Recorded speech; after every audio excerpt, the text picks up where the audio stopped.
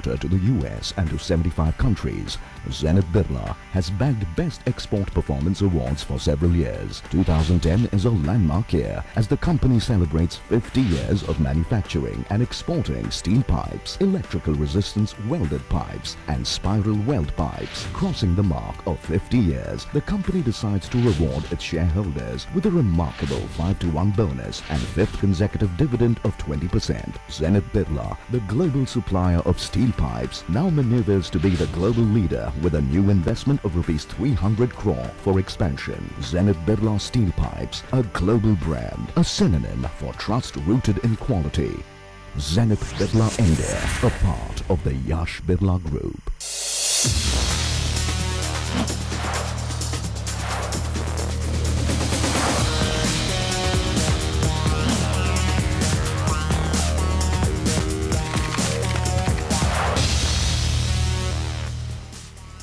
Welcome back. आप देख रहे हैं प्रॉपर्टी गुरु और अब बारी है आपकी प्रॉपर्टी से जुड़ी कुछ लीगल प्रॉब्लम्स को सुलझाने की, और इसके लिए आज हमारे साथ मौजूद हैं लीगल एक्सपर्ट विनय सिंह। विनय, बहुत स्वागत है आपका प्रॉपर्टी गुरु में। तो चलिए विनय के साथ हम यहाँ सवाल जवाब का सिलसिला शुरू करते हैं और लेते हैं अपने पहले कॉलर को, जो कि है कुशाल पाल सिंह, गाजियाबाद उत्तर प्रदेश से। कुशाल जी, पूछिए अपना सवाल। हाँ जी भाई साहब, एक्चुअल ना हमने ये गाजियाबाद में क्रॉसिंग रिपब्लिक डेवलप हो रही है, इसमें एक पैरामाउंट बिल्डर है जी, उनसे एक शॉप परचेज करी थी जनवरी 2009 में जी। वो मिली थी हमको 8,000 रुपए पर स्क्वायर फीट से, और वो 465 स्क्वायर फीट की थी जी। तो उसकी जो इनिशियल पेमेंट उन्होंने कॉल की वो हमने जमा कर दी। उसके बाद में उनकी तरफ से कोई डिमांड नोट नहीं आया हमारे पास। हम बीच में पूछते रहे तो कह रहे अभी आएगा, ऐसा कुछ चलता रहा। और अभी रिसेंटली अप्रैल में उनके यहाँ से एक लेटर आया कि ऐसे ऐसे शॉप जो है पोजीशन के लिए रेडी है और आप अपनी शॉप का पोजीशन ले लीजिए आउटस्टैंडिंग पेमेंट करके। तो हमने उनसे कहा कि आप हमें आउटस्टैंडिंग पेमेंट का शेड्यूल बताइए, कितनी पेमेंट बनती है, कैसे कैसे देनी है, क्या है। तो फिर उनके यहाँ से एक लेटर आया, उन्होंने लेटर दिया कि आपकी इतनी पेमेंट बनती है। उसमें थोड़ा सा एरिया बढ़ गया और कुछ रेट बढ़ गए, 8500 रुपए हो गए। तो 8500 से उन्होंने हमको पेमेंट कॉल करी और उसमें हमें 10 डेज का टाइम दिया कि या तो आप विद इन 10 डेज पेमेंट कर दें, अदरवाइज नहीं, आप विद इन 10 डेज नहीं करेंगे तो आपको जो है 18% का इंटरेस्ट के साथ पेमेंट करनी होगी जी। तो हमने फिर उनको एक लेटर डाला, कॉरेस्पोंडेंस किया और वैसे बात करी कि भाई इतने शॉर्ट पीरियड में 31 लाख रुपए उन्होंने आउटस्टैंडिंग बनाई जी। तो क्या हुआ, क्या फिर आप पेमेंट कर पाए या फिर मामला अटक गया है? नहीं, वो उनसे हमने पहले टाइम मांगा, उन्होंने दे दिया। फिर उसी बीच में उन्होंने जो है हमको एक लेटर डाल दिया, हमारी शॉप जो है कैंसिलेशन का लेटर डाल दिया इसी बीच में ही। जैसे हमने कहा भी आप या तो हमें टाइम दे दो, थोड़ा सा टाइम चाहिए। मैं चलिए, तो कुल मिलाकर यहाँ काफी सारी बातें हुई, कई लेटर्स एक्सचेंज हुए, आपको पहले शॉप, फिर पैसे बढ़ा दिए गए, फिर बहुत जल्दी भरने को कहा और आखिरी में जब आपने उनसे कहा कि शायद इतना जल्दी नहीं होगा तो कैंसिलेशन की बात कर दी। विनय जी, कितना सही है ये और क्या कर सकते हैं कानूनी ये इसके खिलाफ? कुशाल जी, आपके साथ कोई एग्रीमेंट वगैरह साइन हुई थी या कुछ भी? नहीं, एग्रीमेंट नहीं। इनिशियल एक जो फॉर्म फिलअप हुआ था वो फॉर्म ही साइन हुआ था जी। जो इनका फॉर्म है ना, जो फॉर्म था वो ही साइन हुआ, एग्रीमेंट वगैरह कोई नहीं हुआ। तो इसमें वो फॉर्म में कुछ पेमेंट शेड्यूल वगैरह का जिक्र या आप कब पैसे देंगे और कब वो पोजीशन देंगे या पेमेंट शेड्यूल नहीं था? तो मैं नहीं समझता हूँ कि ये बात सही है। अगर आप सडनली वो आपको एक डिमांड भेजें बिना कोई पेपर वर्क के, ना कोई एग्रीमेंट है, तो ये वो भी नहीं प्रूव कर सकते कि भाई ऐसी कोई शेड्यूल थी जिसका अमल आपको करना था। तो ये डिमांड मेरे हिसाब से तो नाजायज़ है। ये कैंसिलेशन भी जो उन्होंने किया है वो बिल्कुल गलत है। तो आप उन्हें एक फिर से थोड़ी कॉरेस्पॉन्डेंस कीजिए, उन्हें आप ये कहिए कि भाई हम आपको पूछ रहे हैं, आपने एग्रीमेंट भी एग्जीक्यूट नहीं की है, तो फॉर्मल एग्जीक्यूट करके रजिस्टर होनी थी, और फिर उसके हिसाब से जो हमारी एग्रीमेंट है वो हम पैसे देने को तैयार हैं। तो आप इस तरीके से कैंसिल नहीं कर सकते, और अगर वो बात नहीं मानते हैं आपकी तो फिर आपको कंज्यूमर फोरम का दरवाज़ा खटखटाना होगा। चलिए, तो यहाँ पर कुशाल जी, आपको एक नोटिस या एक कॉरेस्पॉन्डेंस उनके साथ कर लेना चाहिए, एक चिट्ठी उन्हें भेज देनी चाहिए कि एक बार आप रजिस्टर डील कर लें, उसके बाद ही हम आगे बढ़ते हैं, आपके पैसे देते हैं। अगर फिर भी वो आपकी डील को कैंसिलेशन उस पर से नहीं हटाते हैं तो डेफिनेटली यहाँ आपको कंज्यूमर फोरम में जाना होगा और मुझे लगता है कि इनका केस काफी पुख्ता है, केस अच्छा है और शायद कुछ और भी लोग होंगे इनकी तरह जिनके साथ ये बात साथ में लेके चले तो साथ में लेके चलेंगे तो काफी अच्छा होगा और उम्मीद करते हैं कि आपके हक में यहाँ फैसला निकल सकता है। अगले कॉलर है हमारे साथ पंकज सभरवाल, गुड़गांव से इन्होंने फोन किया। पंकज जी पूछिए अपना सवाल। नमस्कार सर। जी सर, मैंने करीब 3 साल पहले अंसल का एक फ्लोर परचेज किया था और उस टाइम गुड़गांव में रजिस्ट्री ओपन नहीं थी।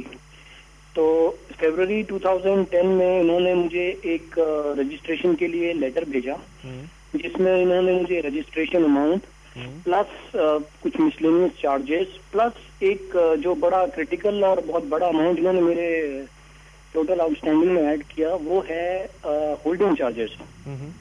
और मैं जब उनसे इस बारे में कॉरेस्पॉन्डेंस कर रहा हूँ तो वो मेरे को एक तो उसका क्लियर कट। तो आप जिस बड़े अमाउंट की बात कर रहे हो कितना बड़ा अमाउंट है?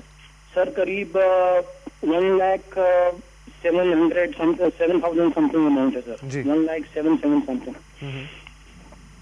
तो पहली बात तो जब मैंने उनसे जानने की कोशिश की तो उन्होंने मुझे ये कहा कि ये आपने क्योंकि लेट पोजेशन लिया है उसके इन्होंने कुछ पर मंथ सर्टेन चार्जेस लगा के इन्होंने उसको कैलकुलेट किया है। लेकिन मेरा क्वेश्चन उनसे ये था कि जब ऑलरेडी आप मुझे पोजेशन दे चुके हैं तो सारे ड्यूज जो हैं at the time of possession settle होने चाहिए। और 2 साल के बाद और करीब 3 साल के बाद आप मेरे से कुछ अचानक से ये ड्यू आपने क्यों निकाला और इस तरह से क्यों? जरूर यहाँ आपकी मदद करते हैं। यहाँ पर विनय, इनके पास क्या सहारा हो सकता है कानून का? मैं समझता हूँ पंकज जी, आप पहले तो एग्रीमेंट स्टडी कीजिए क्योंकि ज़्यादातर बिल्डर्स लेट पोजेशन के लिए ये होल्डिंग चार्ज नॉर्थ में काफ़ी कॉमन है और वो वहाँ चार्ज करते हैं। अगर आपने एग्री किया है कि आप पोजेशन अगर लेट लेते हैं तो ये चार्ज आप बेयर करेंगे तो मैं समझता हूँ शायद बिल्डर का जो डिमांड है वो कुछ हद तक जायज़ है। लेकिन अगर ऐसे कोई एग्रीमेंट नहीं है तो वो आपको ये चार्ज नहीं कर सकते। और अगर ये पोजेशन फॉर एग्ज़ाम्पल उन्होंने कुछ लेट दी है तो बिल्कुल नहीं कर सकते। दूसरी एक बात भी आपको ध्यान में रखनी है कि अगर ऑक्यूपेंसी सर्टिफिकेट नहीं आया है तो बिल्डर आपको लीगली पोजेशन दे नहीं सकता और कॉन्सिक्वेंटली आपसे ये चार्जेस भी रिकवर नहीं कर सकता। तो ये सब ज़रा आपको थोड़ा सा रिसर्च करना होगा आपके पेपर वर्क चेक करके और फिर आप डिसाइड कर सकते हैं कि भाई आपकी कोई लाइबिलिटी बनती भी है या नहीं। और अगर नहीं बनती है तो ये सारी चीज़ रिकॉर्ड करके आप उन्हें वापस फॉर्मली लिखिए रजिस्टर्ड एडी से कि ये कारणों से मैं नहीं समझता हूँ कि आपका डिमांड जायज़ है और अगर वो नहीं मानते हैं फिर तो आप कोर्ट में परस्यू करिए इसे। चलिए अब हमारे साथ एक और कॉलर फोन लाइन पर हैं। उज्जवल कुमार पटना से फोन किया उन्होंने। उज्जवल पूछिए अपना सवाल। Good evening sir. मेरा ये सवाल है कि मैंने एक बिल्डर से एग्रीमेंट किया था लोन के लिए, हाउसिंग हाउस के लिए जी। ये लोन का एग्रीमेंट था 1 सितंबर 2009 को। कॉन्ट्रैक्ट के बेसिस पे सेल्स डीड बनाया गया 23 फरवरी 2010 को। इस सेल्स डीड के बाद मैंने बैंक को लोन के लिए अप्लाई किया और मेरा लोन जुलाई में सैंक्शन भी हो गया। 14 लाख का लोन था, वो सैंक्शन हो गया बैंक से। तो अब मैं रजिस्ट्रेशन के लिए जब बिल्डर से मिला हूँ तो उनका कहना है कि अभी आप थोड़ा देर और रुक जाइए, आपका रजिस्ट्रेशन मैं करूंगा। और हमको अब यहाँ पे क्वेश्चन मार्क हो रहा है कि ये रजिस्ट्रेशन के लिए हरवाए हुए नहीं है और बैंक वालों ने कहा है कि ये 90 डेज का शायद रहता है कि आपको उसमें रजिस्ट्रेशन कराना होगा जी। लगभग 30 दिन बीत चुका है और मेरा ये है कि कहीं इस तरह से 90 दिन भी बीत जाए तो फिर मेरे कॉन्ट्रैक्ट का क्या होगा? अगर इस सिचुएशन में जो बिल्डर बार बार ये कह रहा है कि आप थोड़े दिन और रुक जाइए उसके बाद मैं रजिस्ट्रेशन करवाऊंगा, तो इस स्थिति में क्या करूं? चलिए, तो विनय क्या इस तरह से बिल्डर का मना करना ठीक है और क्या 90 दिन बीतने के बाद इनके साथ दिक्कत हो सकती है? रजिस्ट्रेशन का कानून ऐसा है कि जब आप कॉन्ट्रैक्ट एग्जीक्यूट करते हैं तो 4 महीने की मोहलत मिलती है आपको वो एग्रीमेंट दर्ज करने के लिए। इसके बाद और 4 महीने का टाइम विद पेनल्टी मिलता है, जैसे 5वां, 6वां, 7वां और 8वां महीना में पेनल्टी बढ़ती जाती है और 8वें महीने में पेनल्टी 10 गुना हो जाती है। तो पॉसिबल है उसके बाद भी करना, लेकिन पेनल्टी क्यों भरें जब जो आपका ऑफिशियल टाइम है 4 महीने का उसके अंदर आप उसे रजिस्टर कराइए और बिल्डर को परस्यू करिए। अगर आपको ये लग रहा है कि बिल्डर नहीं आना चाहता है किसी कारण से या अवॉइड कर रहा है तो आप इस चीज़ को रिकॉर्ड पर डालिए कि मैंने आपको रिक्वेस्ट किया है, आप नहीं आ रहे हैं और नहीं कर रहे हैं। और ये भी आप कर सकते हैं, आप जाके एक 1 साइडेड रजिस्ट्रेशन वहाँ कर सकते हैं, वो ऑब्जेक्शन में शायद पड़ा रहेगा क्योंकि बिल्डर नहीं आ रहा है, लेकिन आप अपने तरफ से जो भी है कार्रवाई वो पूरी करें। चलिए, तो यहाँ पर उम्मीद करते हैं कि विनय जी ने जो सलाह दी है उस पर अगर आप कार्रवाई करते हैं तो आपका ये मुद्दा बहुत हद तक यहाँ पर आपकी प्रॉब्लम सॉल्व हो सकती है, हल हो सकता है। फिलहाल यहाँ पर हम लीगल सवाल जवाब का सिलसिला खत्म करेंगे। विनय, आपका बहुत शुक्रिया, आप आए और आपने हमारे दर्शकों को बहुत अमूल्य सुझाव दिए। लेकिन अगर आप भी प्रॉपर्टी से जुड़े लीगल सवालों के जवाब जानना चाहते हैं तो आप हमें लिखिए pg@moneycontrol.com पर। और फिलहाल यहाँ पर वक्त हो गया एक और ब्रेक का, लेकिन ब्रेक के बाद देखिए प्रॉपर्टी गाइड, जिसमें आज हम आपको बता रहे हैं कि कैसा है जयपुर में प्रॉपर्टी खरीदने के लिए वहाँ का बाजार और क्या है वहाँ आपके लिए कुछ बेहतरीन ऑप्शंस।